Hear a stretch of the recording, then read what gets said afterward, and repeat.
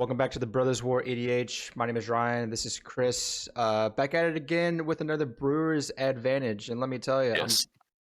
I'm kind of ecstatic about this Ratadrabik Yeah. of Urborg Orzhov deck hitting 23rd at the Treasure Series 11. I believe it was a 101 participant tournament. So this deck is Yeah. really sweet. And we're about to get into it. But before we do that, I'm gonna ask you to please subscribe to the channel, hit that like button, and comment. Comment on our video if you found this deck interesting or if there's something that you think that you want to add to this deck. But with that being said, let's get into it. Good show.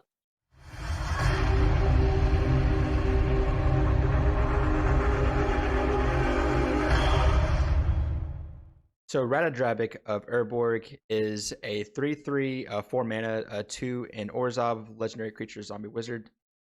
The first two are not really relevant, although Ward is always gonna be relevant. So it has Vigilance, Ward 2. Other zombies you control have Vigilance. And it says whenever another legendary creature you control dies, create a token that's a copy of that creature, except it's not legendary, and it's a 2/2 black zombie in addition to its other colors. So as you can see, we got some, we got a deck that wants to have legendary creatures die, and the common theme with this is aristocrat strategy. Before we get into that, we also wanted to say that it's not an aristocrat deck. That's the big thing. We've said it in the past on this channel that in cEDH, for strategies like this to actually be relevant, they would need to be like the win con through some kind of infinite in the command zone, and that's what this Ratadrabik has. So, what are your thoughts on this deck before we get into the cards, Chris? I've seen a couple of lists before.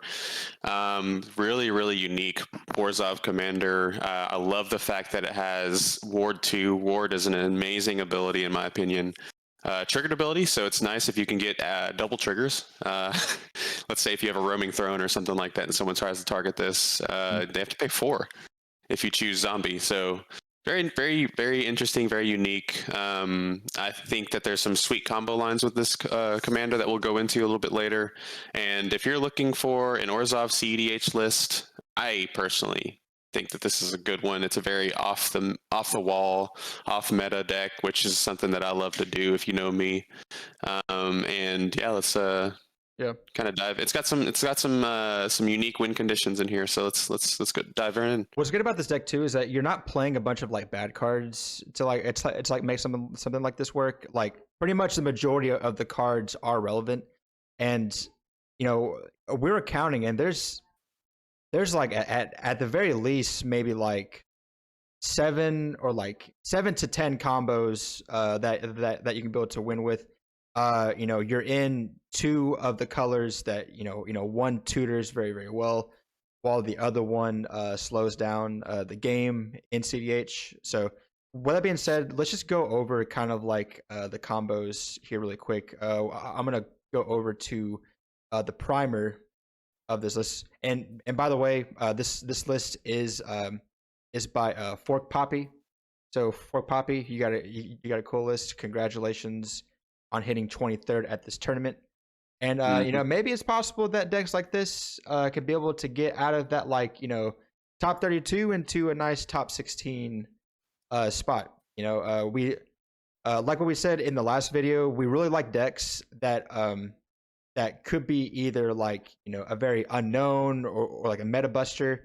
And this one seems to be one that can be able to have a lot of consistency. It does take you having to know a lot of the synergy. I would say that this deck is very heavy on the synergy. You have to know okay, well, I have these 2 pieces. Now I just need these 2, and whatever category they're in, there's multiple different ones. So there's a lot of redundancy to be able to get to your combo. So going into the combo, they have a lot of these listed right here. The first one is going to be, the first 2 are going to be with your commander. So, we like this a lot. Your combo is going to involve your commander. So it is Ratadrabik plus Boromir. The relevant one right here is sacrifice Boromir. Creatures you control gain indestructible until the end of turn. The ring tempts you. Plus Ellis Ilkor, or Mihik Massacre. So do you want to explain this combo, Chris, to them? Yeah, so what you have is you in order for this combo to work, you have to have an LSL core or a Meathook Massacre out on the battlefield. And you also have to have your commander out on the battlefield. Obviously, so what happens is whenever you have Boromir on the battlefield, you sacrifice it, and then that ability goes on the stack. The creatures you control gain indestructible until end of turn. The ring tempts you goes on the stack, and then on top of that, you have a Ratadrabik trigger that makes a non-legendary token of Boromir onto the battlefield. However, when the Boromir trigger resolves, the ring tempts you, and you have to choose a ring bearer. You choose Boromir as your ring bearer, which makes it legendary. You then have infinite sacks, infinite life drain. Right. Yeah. So really these two right here, the first two cards just create the infinite sack, and then you have you have the payoff, which is Ellis Ilkor and Mihik Massacre. The second combo also involves it involves Ratadrabik, and it involves Samwise the Stout-Hearted or Gollum Patient Plotter, plus either Altar of Dementia or Blasting Station. So these two right here would be the payoff, or Phyrexian Altar plus Ellis Ilkor or Mihik Massacre, and that's what I'm saying. Like, these combos have so many redundant cards that like create the combo to have that like consistent redundancy. Right. They layer well. Right. Synergies layer well with the combo, which is exactly the kind of deck that I love. You would sack Samwise or Gollum with either Altar of Dementia or Blasting Station. So with these two, you can be able to sack Samwise and Gollum to do infinite damage triggers. You can sack Samwise and Gollum to get infinite mill, or you can just have Phyrexian Altar to sack these two, to plus having your Ellis Ilkor plus your Mihik Massacre, so that you just drain the table. So, it might look like a lot of pieces, but really it's like it's just 3 parts, but there's multiple different ones that you can use, and that's the key. You want to be able to know the cards in your deck, and you want to be able to know which ones you have now, and then which ones you can then deploy later or search for. And the third combo is going to be Lurrus of the Dream Den plus or Samwise the Stout-Hearted plus Kaya's Ghost Form, plus Phyrexian Altar or Altar of Dementia / Blasting Station plus Relic of Legends. So this combo is a little strange. So what it is you're going to be having Lurrus or Samwise as your sack, or the creatures you sack. You're going to sack them attached. Well, it has to have Kaya's Ghost Form attached to it. Right. It has to have Kaya's Ghost Form attached to it, and then you sack them with Phyrexian Altar or one of these two, and the Relic of Legends is the key. So you would tap your creature to create the black, to then recast the Kaya's Ghost Form. It returns Kaya's Ghost Form to the hand, then you can use that black mana to reattach Samwise and then repeat the process. Right, exactly. And then with Lurrus, it just says on any 20 turns you can cast a permanent with CMC to your list from your graveyard. And we looked this up before this because we weren't sure, but every new instance of Lurrus basically gives you a new instance of its ability. So every single time you do this, you can do the last ability again. So that's the combo right there. So, once again, you can have, you can mill everybody out. You can Blasting Station everybody. The Phyrexian Altar lets you be able to have infinite mana in this case, because you'll have one mana of this, and then Relic of Legends will let you just have the Kaya's Ghost Form to recast. I love that. That's a pretty sweet loop. It's cool because it lets you do more than one thing. Like, I need like infinite mana. Okay, well, I can do it like this. Or you can have the win con in one of these, but you would just need either one of these two plus Kaya's Ghost Form plus one of these sack outlets plus Relic of Legends. So it's like what Chris is saying, the layering of this deck is just really, really good. And going into the last combo, they have the Abdul Adrian plus the Good Animate old White Dead. Gorger. Yeah, White Gorger combo. That's Plus a sweet Ellis name Core. too, by the way. White Yeah, I Gorger. never even heard of that until just now. So that's pretty funny. I don't even know if I've heard of that. It seems that just came off the You dome. just came up with that just now? Yeah. Oh, well, there you go. You got the White Gorger combo here. Plus Ellis Core, Meathook Massacre, Altar of Dementia, Blasting Station, with Orcish Bowmaster. So do you want to explain how the White Gorger combo works? Basically, have Abdul into the graveyard, and then you cast an Animate Dead. Target Abdul. You don't need any sacrifice outlet, because what's going to happen is you have Abdul trigger on the stack. You exile Animate Dead, right? When Animate Dead leaves the battlefield, Abdul goes to the graveyard. Ping your opponents for one with like a Meathook Massacre or an LSL Core. Abdul goes to the graveyard. Whenever Abdul leaves the battlefield, you'll have Animate Dead come back to the battlefield, trigger, get Abdul out of the graveyard, rinse and repeat. Yep. Infinite damage, infinite soldiers. So it's a pretty concise combo. It's a 2-card combo for sure. Right. And they have. Well, I guess three if you have to have an outlet or a drain. Yeah, a drain. They also have Orcish Bowmaster here too. Because Abdul lets you choose any number of them. So then you exile Orcish Bowmaster. You do this loop. It comes in the battlefield. You can be able to target everybody, just ping them until they're all. So it's it's just kind of sweet, the layering. Yeah. I mean, this is like an onion. Like it's an onion that's just kind of crazy. So all of these are like the main. It's like the main combos of the deck that revolve around sacrificing. Yeah. So if we go back to the deck, we're going to go over some other things that this deck also could do. So in addition to this, you also run the Francisco, Foul Marauder, Walking Ballista plus Agatha Soul Cauldron combo.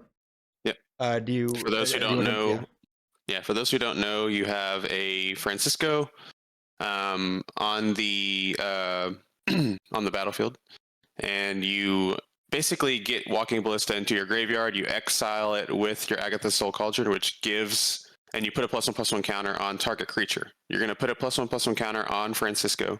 Francisco is going to have all the activated abilities of that creature.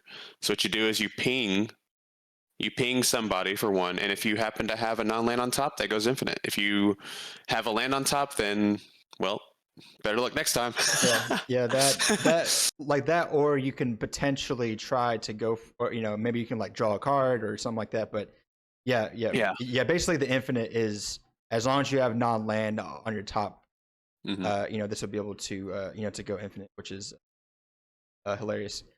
It is hilarious. Not only that, so you have Ballista with Foul Marauder plus Agatha Soul Cauldron. You also have the 2-card combo of Heliod and Walking Ballista. Yep. So you're like, these are like backups to the first 4 really layered combos that are already in this deck, and that's why this deck is so cool. So there's so many ways to win in this deck. You're in black, so you can be able to tutor whatever you need. And as long as like, okay, well, let's say I have these 2 parts, and then I can be able to set up for some later. Then you're basically assembling your combo as the game goes on until you find the win. Now, that's like the end result. So the game plan of this, as you can see, we're in white. So we're playing a lot of like really good Hatebears / Staxy cards. We got stuff like we have stuff like Dauntless Dismantler, really good against Dockside decks. Obviously, you have stuff like the Drain of the Magistrate.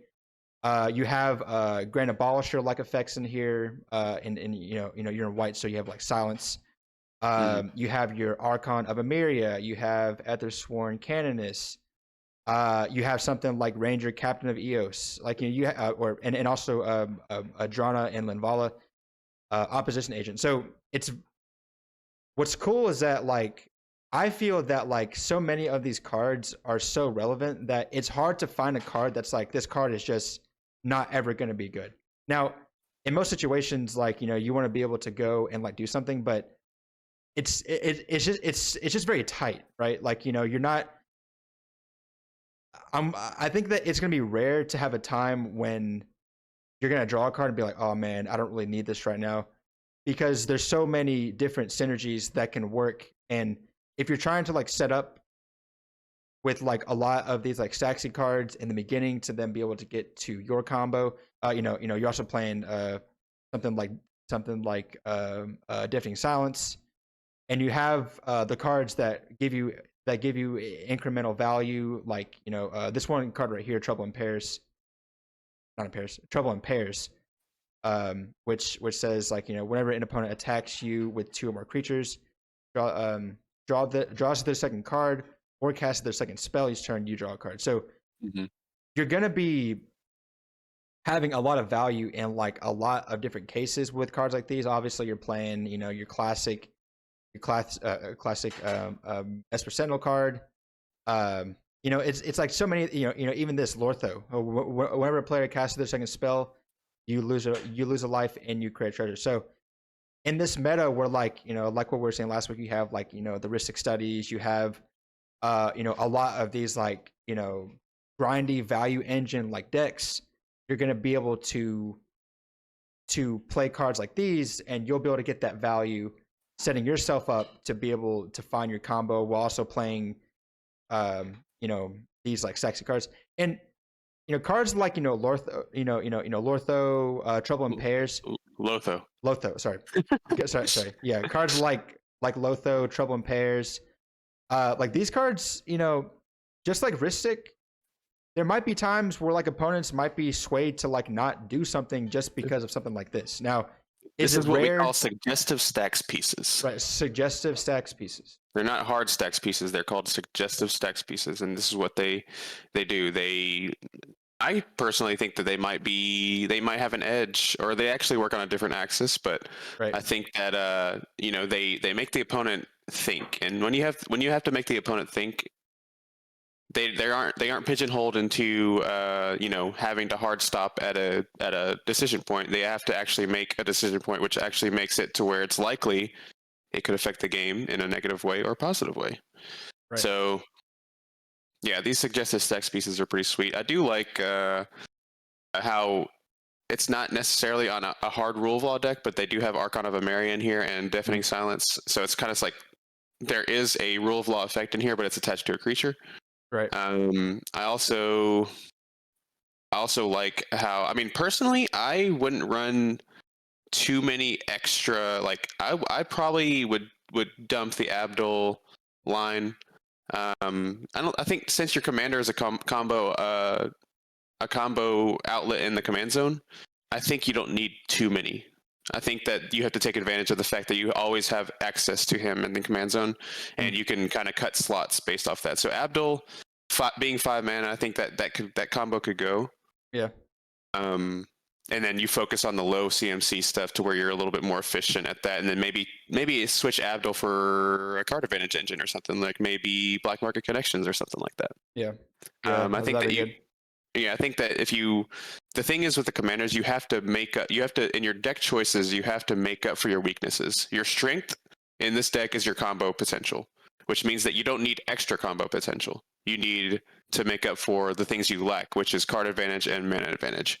So cutting a card like Abdul, which is a combo potential, is it's a fine card in the deck. I'm not going to say it's a bad card. However, I think that you would have maybe a little bit more success if you would substitute it for something that you're lacking, such as a Smothering Tithe or a Black Market Connections or something. Black Market Connections deals with both mana and card advantage. So that would be something I would suggest, is to kind of cut out the fluff of the extra combos and add in more. You don't have to cut all of your extra combos, but like the ones that are a little bit more mana intensive, I would consider cutting. It goes back to the thing where it's like, how many combos are like too many? Yeah. because here's the thing: Depends. yeah, Depends yeah, on it depends commander. on the yeah. Like The thing like my is, Jahira deck. yeah, My Jahira deck isn't a combo outlet in the command zone, so I need to make up for that with adding a little bit more combo in there. So I have 3 win conditions in there, right. whereas I don't have as much mana rocks in the list. Like I don't run all the dorks because that deck doesn't have problem with mana, but it has to make up the other 2, the combo potential and the card advantage in other ways. So Right. Yeah. What's also good about potentially cutting Abdul is that you can still run like necromancy, anima dead, because like let's say you needed one of your creatures that's in the graveyard back on the battlefield to like start your combo. Like those do very well. So it probably it could be cut, but at the same time it's like, okay, well, I'm running all 3 of these, which I think that it's probably the correct move to have all 3, considering that you want to have one of your creatures out, or you can also target Ratadrabik. Like that's just like a way to like consistently be able to have your commander or mm-hmm. one of the creatures to come back for you to actually start the combo. So yeah, it's like it could be cut, but at the same time, it's like I could just win with this card in general. Mm-hmm. So it could be a thing. So some of the cards that I really like, just going through the rest of the list, like we've talked about braids on this channel a lot. This card is really cracked. Yeah, and it really is. And I feel like the more people are starting to realize it too. Just getting that advantage, especially early, is really good. They're playing Brina, the demagogue. Like it's one of those cards where people are like, oh well, I'm not really going to deal with this, but it goes back into like, okay, we're like a creature deck, and even though we're not like a straight up aristocrat deck, we're probably going to be attacking with creatures because we also got Timna the Weaver in this deck. So you're playing like a lot of these like really good value cards, mm-hmm. and they're all legendary. So they're also relevant with Ratadrabik. Like mm-hmm. the synergy in this deck is just kind of insane. Yeah, you're playing Lauren of the Third Path. So you have Thoracle Tech on deck. You have honestly, I think that we covered. You have Skrill, so you have, it's a legendary creature that helps with like protection. Like there's so many different things that also work with Ratadrabik outside of the combo itself, but just as like the value portion of it, it's pretty crazy. Yeah. You're running, just going through the rest of the deck, like, we don't, it sounds like that they don't want to have too many maybe like fluff cards. So all of your the only sorceries they have is just your Imperial Soul, Demonic Tutor, Diabolic Intent. I like the Discipline because of like not adding a card like Toxic Deluge, because it's like, yeah, I could get rid of everybody's mana dorks, but I'm a creature deck, and maybe I want to prioritize my game plan instead of always trying to stop theirs. But you're playing the Staxy element in this as well, so you don't really need cards like that in here, because if it's going to be more of a burden to you, it's probably not going to work out. Going through the instance, like you're playing like all of your rituals except for Cabal Ritual. Yeah. Sorry, Cabal Ritual. I like that they're playing the ones where you got to sack creatures, because we're a creature deck. Mm-hmm. Culling the Weak, 1 to make 4, insane. They got Sacrifice in this deck, which is normally a card like this is found in your like Keurig decks, but if it helps you make mana, then you can be able to go ahead and do that. This is a card that I've heard about but haven't been seeing a whole lot of until recently. Galadriel's Dismissal. Card's really good. Yeah, 1 with kicker, 2 in a white. Target creature phases out. If this spell was kicked, each creature target player controls is phased out instead. So honestly, this is pretty much a it could potentially be like a one-sided Toxic Deluge for like one person. And you're not, you don't have to sacrifice your, or sorry, you don't have to kill your stuff. You're just dealing with like one person. So in most cases, you're probably going to be dealing now, unless like everybody's playing like, stacks creatures on the board. You might be having, someone that, oh, well, they're probably going to go off on the next turn. Maybe I can be able to use this and like, prevent that person from like winning. So it's almost like a, kind of like a defensive silence for some people, which is really cool.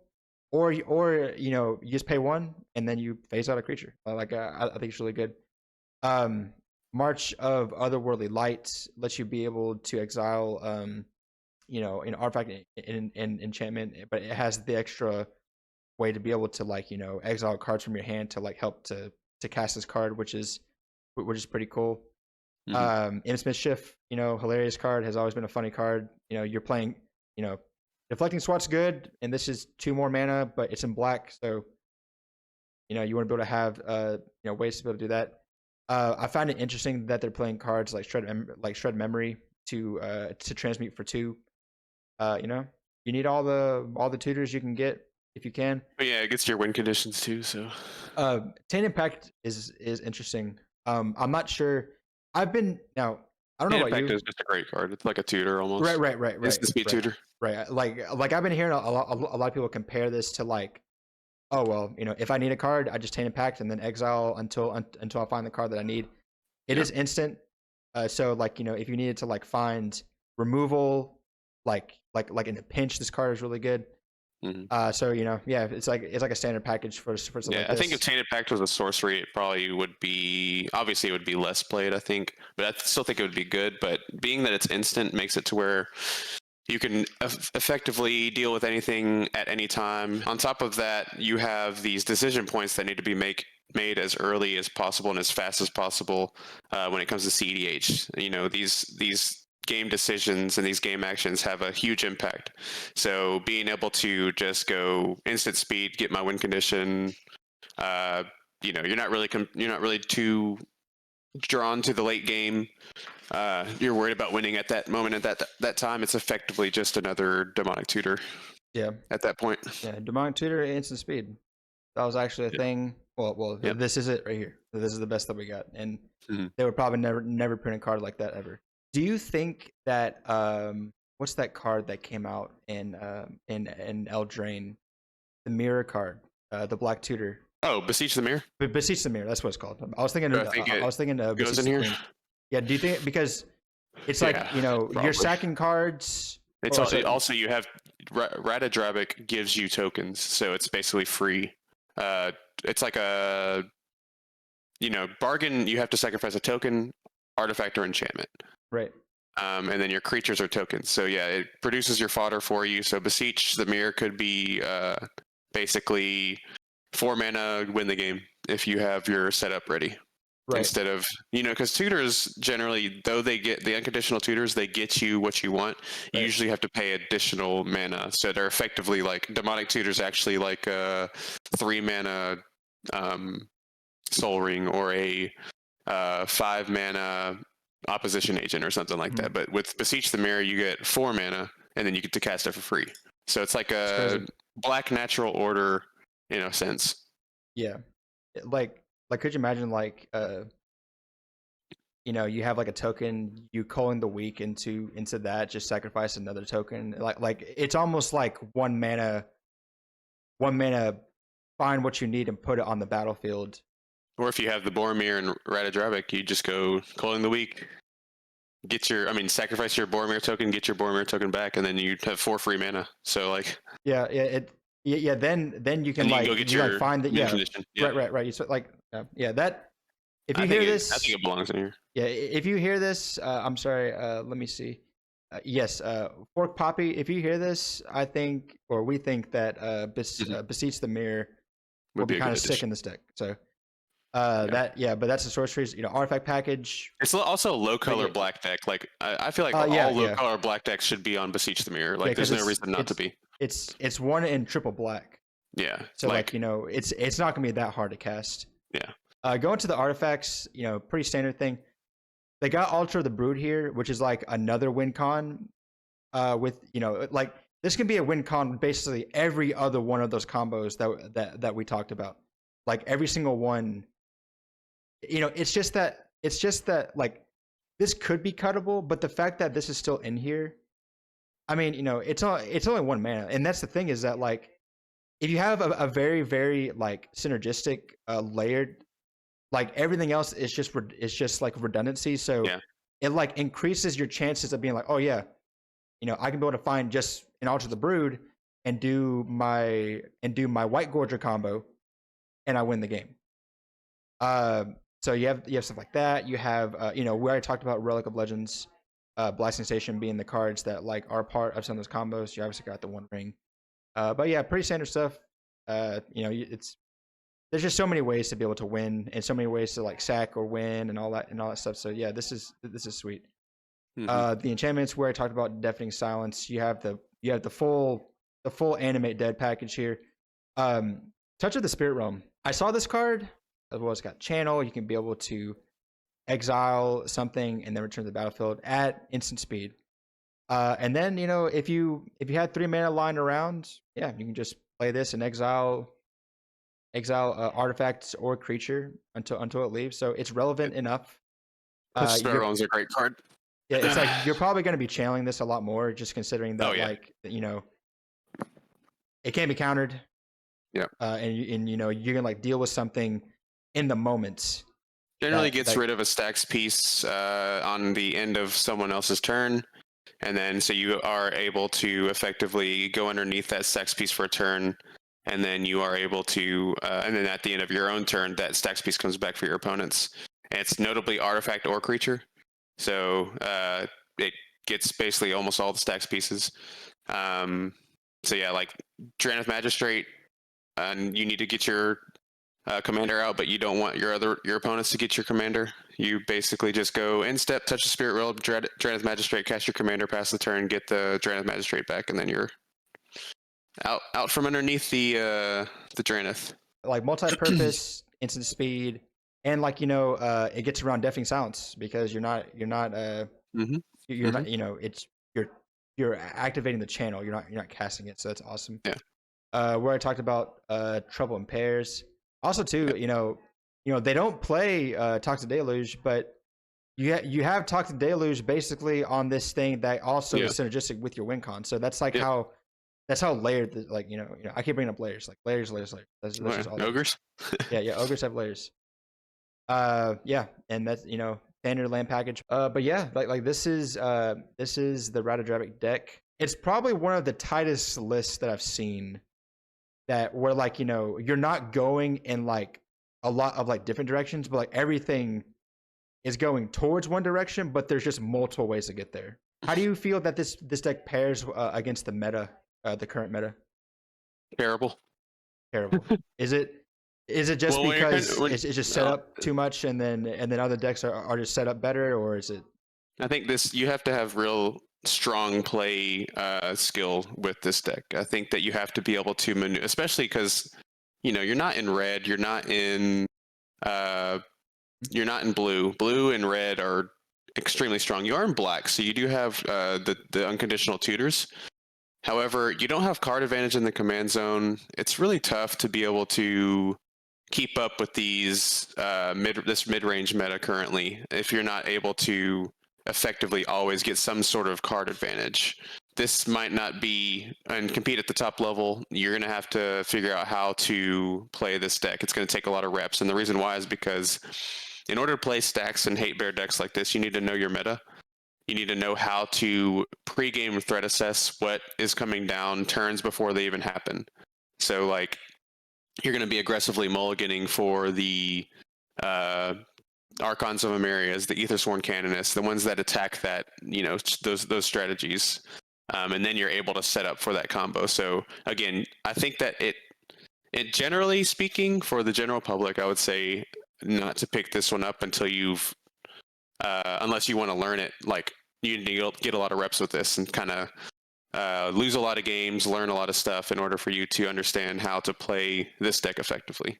But yeah, Yeah. overall, I would say not really well positioned in the meta. But if you are a experienced brewer, an experienced player, I think you could take this pretty far. Yeah, like this deck, I also think when you look at like all the cards, you could consider this deck to be high power. A lot less people are probably not as concerned about the stacks cards, even though a lot of these cards are not really like true. Well, some of them are like true stacks, but you're not playing something like like the orbs or like stuff like that. It's really like what Chris was saying, suggestive stacks pieces and a few that just happen to be a bit Some of more them on are like the hard. harder. Some of them are Yeah, hard, like Drain of Magistrate, Archon of yeah. Emeria. Drain the Magistrate, Archon, Archon of Emeria Ethic is the Sworn. best rule of law effect, and I think you should be like even if you're not a rule of law player or a deck, I think that Archon of Emeria you need to be running just because of the added bonus of non-basic lands your opponents control enter tap. That's such a tempo loss. Yeah. On top of being able to only cast one spell a turn, it just sets itself apart from the other. It's like tier S, and then you have Rule of Law and your Phyrexian Censors and blah blah blah, and then after that, maybe even Deafening Silence would be going beat in A tier 2, but Archon of Emeria is just leagues above the rest of them. Yeah, that's gonna be the Ratadrabik of Urborg deck from forkpapi that made 23rd at the Treasure Series 11. Congratulations once again. Congratulations. Really cool deck. Go check out go check them out on Moxfield. But yeah, if you have any suggestions on what you would do with this deck, maybe you would take it in like a different direction. Maybe there's some cards that you might want to add. Let us know in the comments. The link to the Discord will be in the description as well if you want to talk to us about this deck. Just want to thank all of our supporters, all of our patrons, everybody that follows us, even on Moxfield. Like, we're starting to get a little bit of Moxfield love, which is pretty cool. Nice. All the subs. Just thank everybody for all of your love and support. With that being said, my name is Ryan. This is Chris with the Brothers War. We'll talk to y'all later. See you next time.